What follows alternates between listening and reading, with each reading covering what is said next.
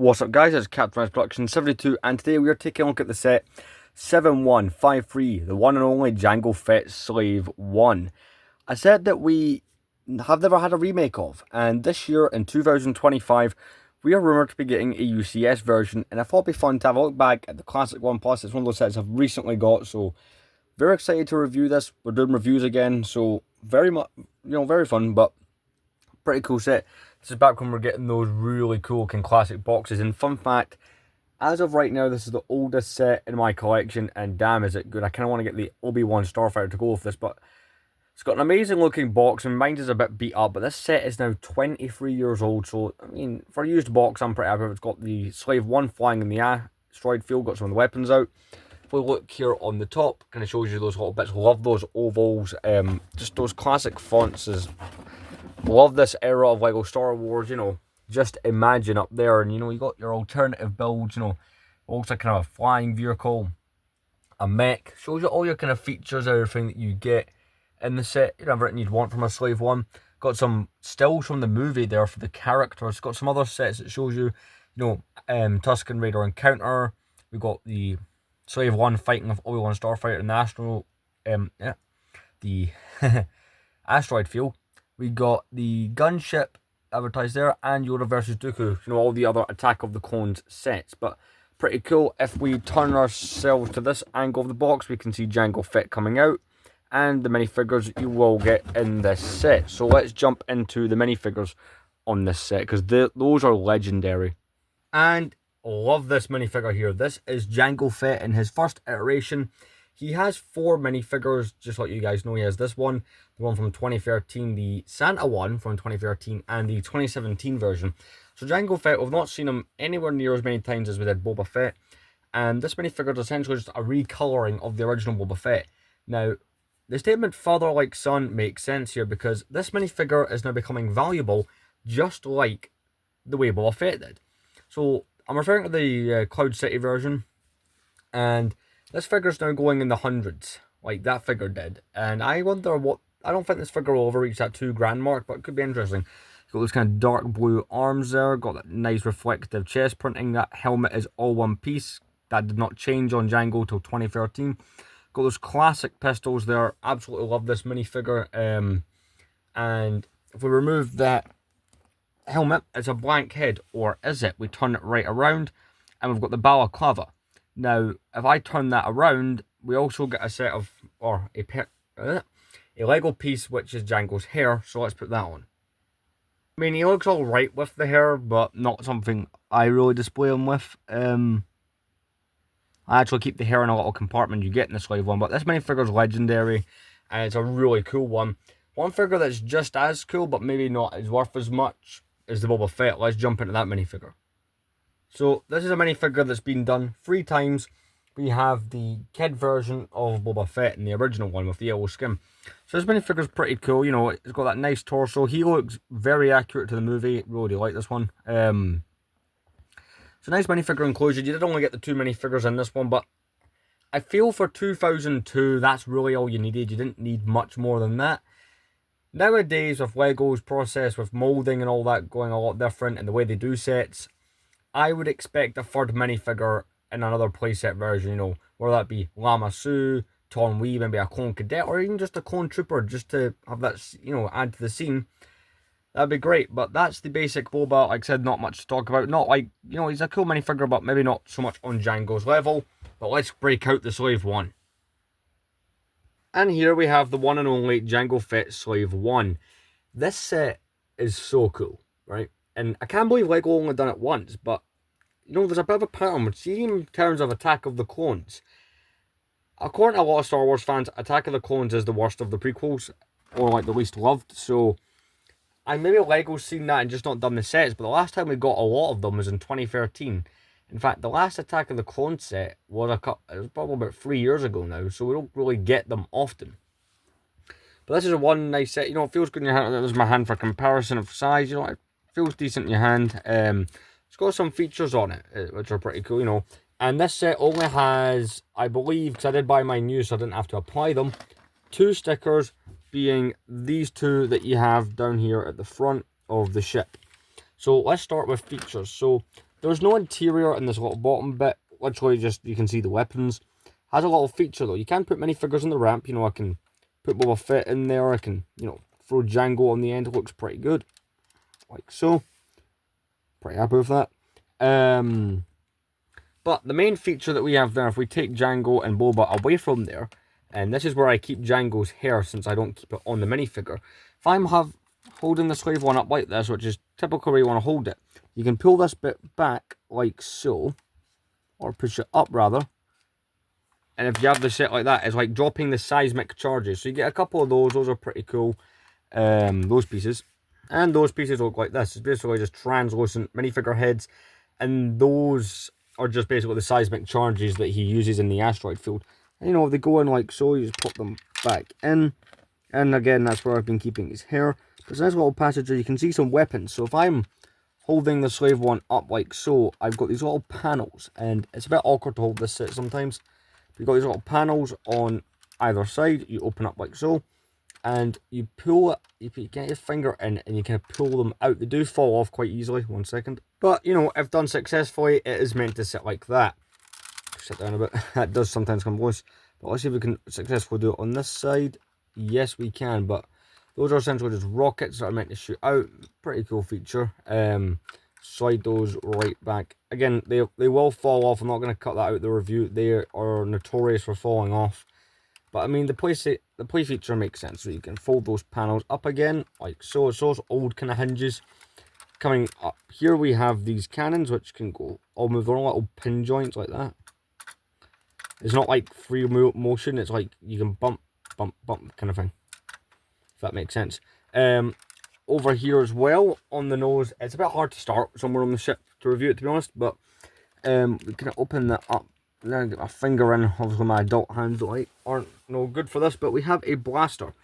And you know, on the other side it's empty because that's where you would put Jango Fett's 2 blasters. They give you a spare blaster in the set, which is quite cool. If you flip it around, you'll see, and there shouldn't be nothing in here. Be surprised if there was. Nope, there's not. Don't know why I felt I need to check that. But also on the nose we've got some more features. So we can pull down these panels, you reveal some rockets. They're not there to actually fire or do anything with. It's more so just a detail piece. You know, and yeah, you can flip it down at both sides. But something they used to go nuts, and I feel like they did back in the day, those kind of early years of Lego Star Wars, and in some sets afterwards, they liked showing or representing the hyperdrive. Let me show you. So again, you pull those down, you can maybe see those old school hinge pieces. Off the fall. I was going to call that a Falcon there. So you can see those old kind of connections, but you can see the hyperdrive in there, and that's quite cool. To get more light in, I'll open up this side, but you know, that's just something they used to like to represent, like glowing blue stuff. That's hyperdrive. Like, I'm not sure if that's where it would be in universe. I'd imagine it would be on the bottom, but that's pretty cool. They thought about that, and you know, quite easily just put those back up like so, and you are good to go. So next bit to show off would be that cockpit, and I'm going to actually angle the camera for this. So, here we go. We have the cockpit. Now, this is one big piece. It just comes off like that. It's the same one they used in 2006. I don't know if this is the same one used in 2010. I don't own that. But we have some really nice printed pieces, and, you know, that's the thing. Old Lego Star Wars, it's one of those things that back in the day, usually things improve, but things have gotten worse in that way, because back in the day, Lego refrained from using stickers as much as possible. Like, there's so many printed pieces. I feel like all this would be a sticker, or those generic, you know, control pieces we've had for the last 10 years. But with that said, you can put both Boba Fett and Jango Fett. Just checking which way I actually put this. Just for a bit of accuracy. Yep. So you take Jango. I always keep the pistols in his hands because I don't want to lose those pieces, but put it in like so. And you put, you know, Boba Fett behind him. Pop that back on, and you know, as all slave ones do, that rotates when it's in flight mode. So if I lift up the slave one, put it like, it's a bit hard to put your hands there without knocking panels off again. But you know, it doesn't completely work by itself. 1 second. I'll lift the camera up as I do it, but you know, it looks good. Really nice model. The back end of it you have a little magnetic prison cell, which is a hidden feature on this set, which we'll get into in just a second.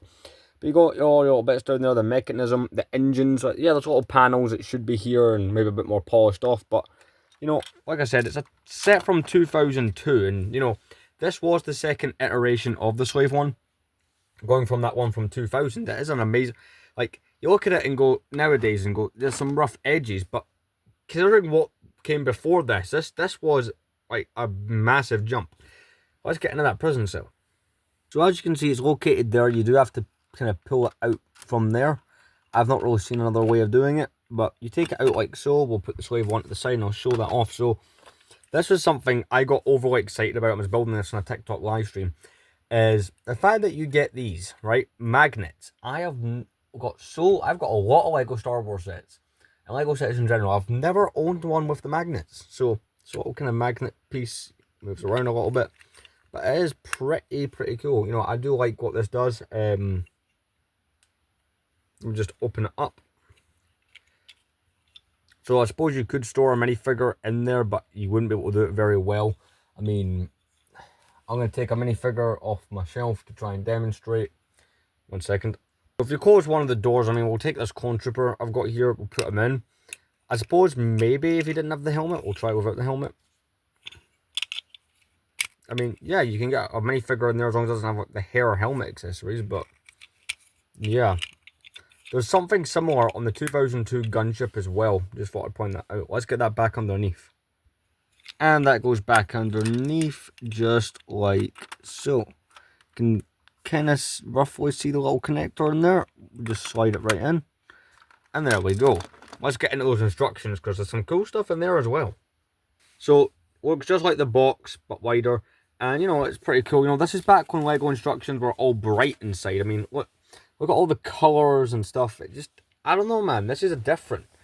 And, you know, it feels weird now building a set that doesn't have renders as the front of its instructions. I mean, we don't even get that now. But, you know, it's a really cool looking set. And it's just really nice.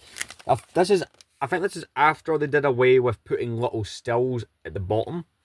I don't believe there's any in here. Not that I'm seeing, but let's get into that nostalgic looking stuff at the... Well, it'll be nostalgic for some people. This set came out the year before I was born, so maybe not so much for me, but these are sets I remember seeing in this visual dictionary as a kid that are quite cool. So, you know, obviously this was 2002. Let me off this up. 2002 was the release year for Attack of the Clones, so they're advertising a whole bunch of cool sets from Attack of the Clones.